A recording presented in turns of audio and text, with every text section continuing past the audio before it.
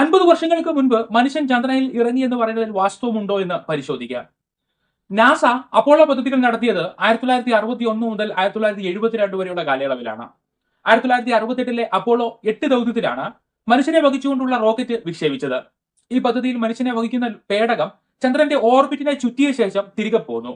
ആ ദൗത്യത്തിൽ പര്യവേക്ഷകർ അവിടെ ഇറങ്ങിയില്ല. ഈ സമയം ലൂണാർ റോബിറ്റിൽ നിന്നുള്ള ചിത്രങ്ങൾ പകർത്തി.